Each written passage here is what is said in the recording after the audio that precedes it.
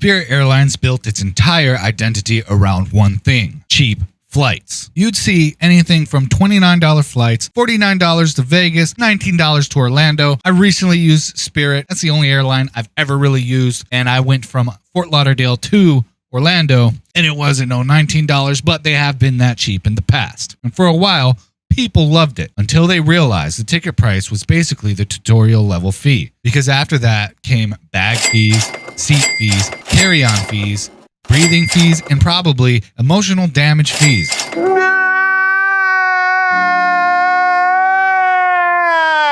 Spiritual awakening fees, you name it. They were charging you for everything.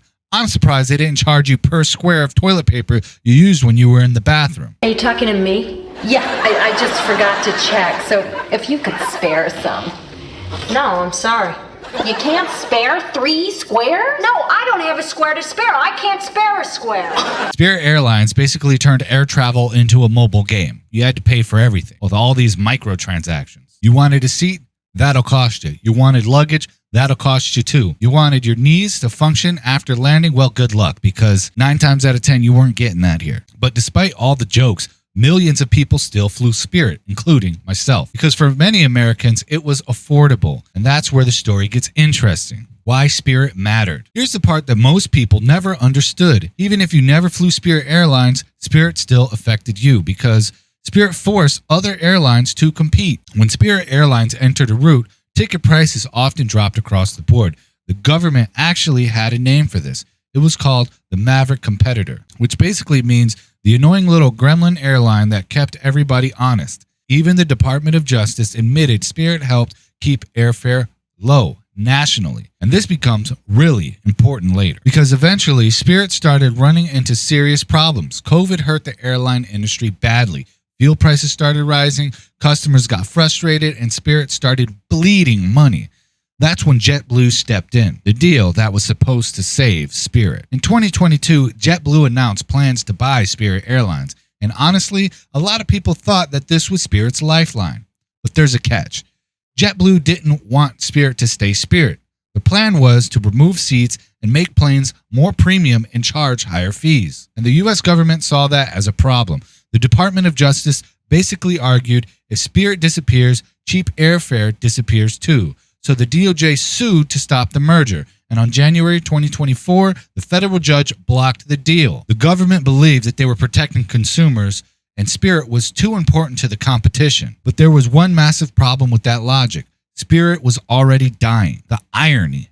After the merger got blocked, Spirit kept losing money, then bankruptcy. More financial problems, the rising fuel prices absolutely destroyed them, and eventually Spirit collapsed anyways, which created this huge debate online. Did the government protect competition, or did they accidentally eliminate one of the cheapest airlines in America? Because now Spirit is gone and there are fewer budget airlines competing, meaning ticket prices rise even more, which is incredibly ironic because the whole reason the merger was blocked was to protect cheap airfare. And honestly, that's what makes this whole story fascinating. People hated Spirit Airlines. The memes were endless, but at the same time, people still used it. Spirit Airlines collapse might represent something even bigger, the possible death of ultra-cheap flying in America. Because the old model doesn't work as easily anymore, fuel costs are higher, operating costs are higher, competition is brutal, and passengers expect way more. Most people flying, they're just feeling so damn entitled. Even on a $29 flight, people go nuts over the smallest things, as you can see in many of the videos that float around the internet these days. People losing their shit on a flight and then wind up going to jail. What?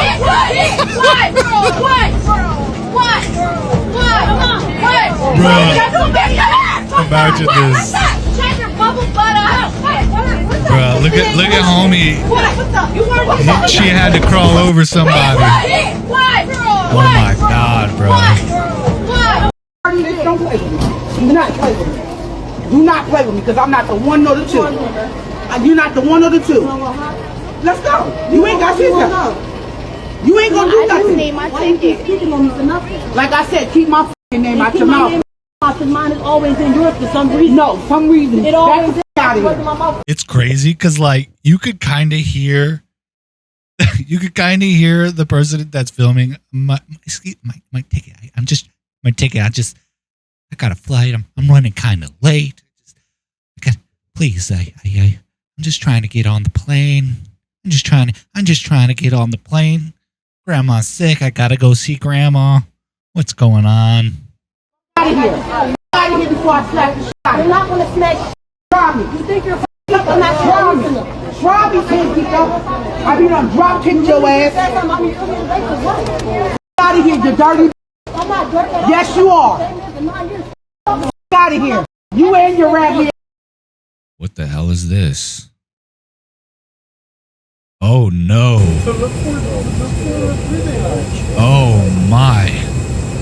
Yo, I wonder how much they charge the roach to fly coach. He's trying to make an escape. Even the roach don't want to be there. Even the roach don't want to be there. And it's not just one. Oh my God, that is disgusting. That is, yo, that is epic. That is epic.